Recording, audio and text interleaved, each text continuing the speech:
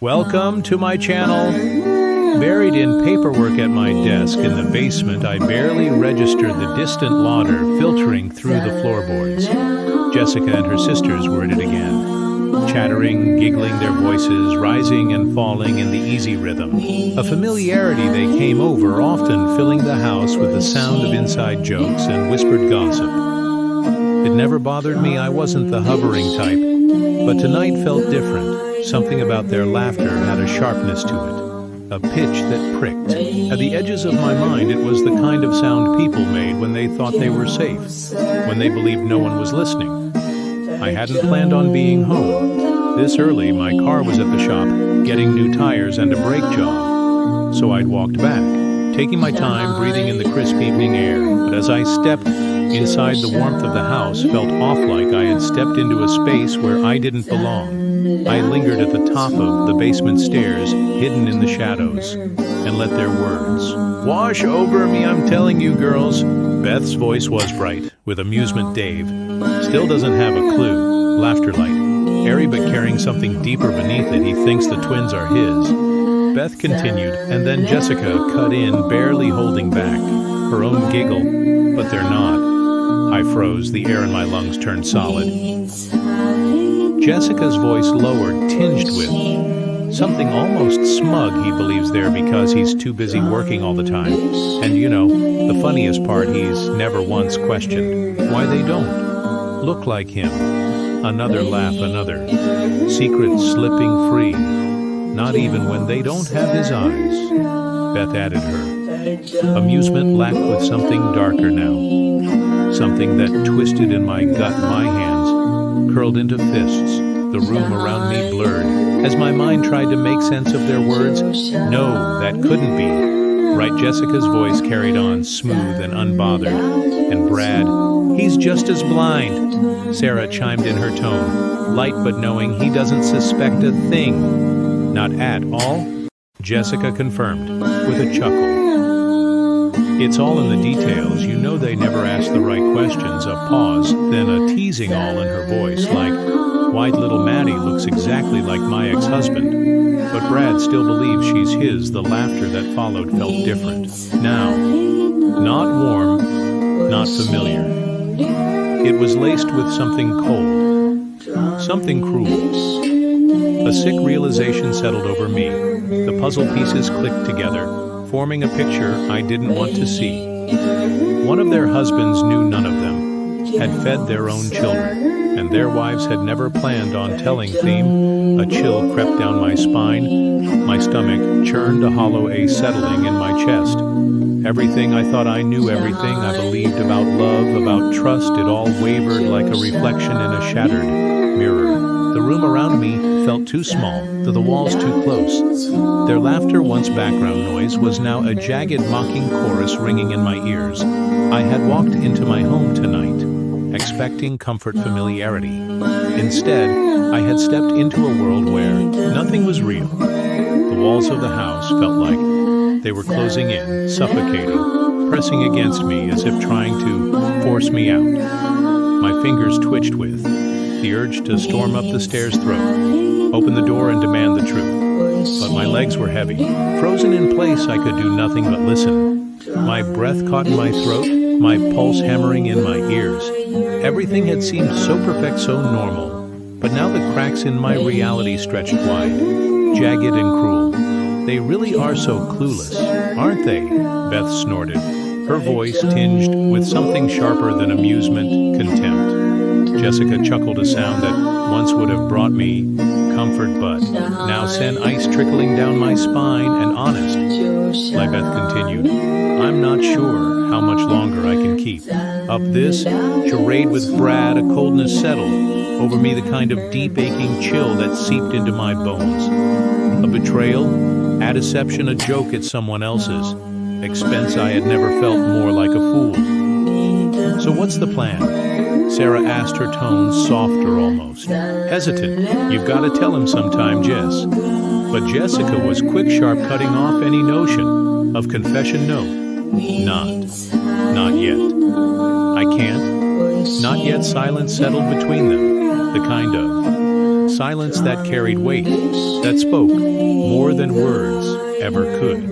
It stretched through the house thick with something dark, something that had been lurking beneath their laughter all along. And as I stood there listening to my wife and her sisters, the truth unfolded before me, unraveling in threads I had never noticed. Before I was the last to know at first, I pitted the men. Beth's husband, Sarah's husband, how could they not see what was happening?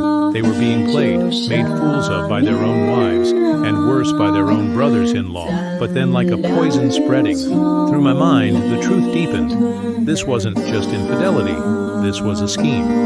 A calculated, orchestrated betrayal, a game they had all been playing. They weren't just sleeping with other men. They were sleeping with each other's husbands, ensuring that none of the men fathered their own children. My breath came. In short, uneven gasps. It wasn't just that their husbands were blind to the deception. The real horror was that these women, my wife included, had woven this life so intricately, so seamlessly, that no one had even suspected Beth's children weren't fathered by her husband Sarah's, weren't fathered by hers and Jessica. I could barely think, barely breathe. Jessica had been keeping this secret from me for years. They had taken pleasure in it. The deception, the control. The quiet power of knowing something their husbands never would. I could almost hear their laughter still echoing down the halls, taunting, mocking, turning the air thick with their shared secret. He tried to swallow, but my throat was dry. I couldn't even look at Jessica the same way anymore. She had laughed about how easy it was to fool me, how I had never questioned it, and the worst part wasn't just that they had swapped partners within the family. Not they had slept with other men too. Men outside of the family, strangers. My stomach twisted while rising. In my throat I was nothing more than a pawn in their game, a joke they shared between whispered conversations and stolen glances. And then Jessica's voice, her words sharp and cold, cut through my memories. "You're just a fool," she had said. "You don't deserve to know, and you'll never have your own children." I clenched my fists so tightly my nails dug into my palms. It had all been a lie. Every kiss, every touch, every whispered promise, in the dark, a facade, a carefully crafted illusion meant to keep me blind, compliant. Ignorant, I had fallen in love with her. I had trusted her, I had built a life with her, but I had never known her. All the walls of my marriage had been built on secrets, and I had lived inside them without ever realizing they were made of glass, ready to shatter at the slightest touch. And so I did the only thing I could to reclaim my own life. I started gathering DNA samples. I had to know I needed to know. I could no longer pretend, could no longer wake up each morning and look at my children. Were they, even mine, without feeling the weight of doubt press down on me? And the deeper I dug, the more horrifying the truth became. None of the women knew for sure who the father of each child was. They had all done the same thing, made sure to sleep with someone else during their fertile days, ensuring that their husbands would never be the biological fathers. They didn't even care. The realization made my blood run cold. I couldn't look at my own children the same way. I couldn't look at her the same way. And I knew one thing for certain. I would never let Jessica touch me again. The room was alive with celebration laughter spilling from the lips of family and friends. The clinking of glasses marking a half-century of devotion. The air was thick with warmth. A golden glow cast over the faces of those who had gagged to honor the legacy of a marriage that had withstood the test of time. 50 years. That's what they called it. 50 years of love, of unity, of unwavering commitment. I had listened patiently as the speeches unfolded, each one painting a picture of an unshakable bond, a love story for the ages. Words of admiration filled the air, loyalty, family, trust. Each syllable, another stone added to the foundation of a grand illusion. But he knew better. I had spent years unraveling the threads of a tapestry, woven with deception. I had sifted through whispers and secrets collected, fragments of truth buried beneath layers of carefully curated lies. I had lived in the shadows of that deception, unknowingly playing my role in their grand performance, believing in a love that had never truly belonged to me. And tonight, as I stood at the back of the room, watching them bask in the glow of their own myth, I knew the time had come. With steady steps, I moved toward the microphone. The hum of conversation, quieted faces turned toward me expectant, and where my wife, seated among her sisters, stilted her head ever so slightly, here he is gleaming with curiosity. My father-in-law sat tall, his chest puffed with pride, his wife at his side, glowing beneath the adoration of their guests. I took a breath, letting the weight of Themament settle over me before I spoke. 50 years, I began my voice, calm, deliberate. That's a long time. A lot can happen. In 50 years, a few. Chuckles rippled through the audience, but I did not smile. I let the silence stretch, let the weight of my words sink into the space between us. I've been part of this family for over a decade. I continue, and in that time I've learned many things about love, about loyalty, about what it means to trust the people closest to you. My gaze swept across the room, meeting the eyes of Theman, who like me had stood in the dark, blissfully ignorant of the truth that lurked just beneath the surface. But I've also learned something else. The murmurs began then, faint whispers that barely cut through the hush that had settled over the crowd. Sometimes I said, my voice, unwavering, what we believe to be real is nothing more than an illusion. A shift, a subtle tightening of expressions, a flicker of something uneasy passing through my wife's eyes before she masked it behind that well-rehearsed smile. It turned to my father-in-law. There's something I've always admired about you, I said, and I saw his chest rise a little higher, his lips curving into the beginnings of a smirk. Your belief that love is meant to be shared, that family is everything. His nod was almost imperceptible, but I caught it.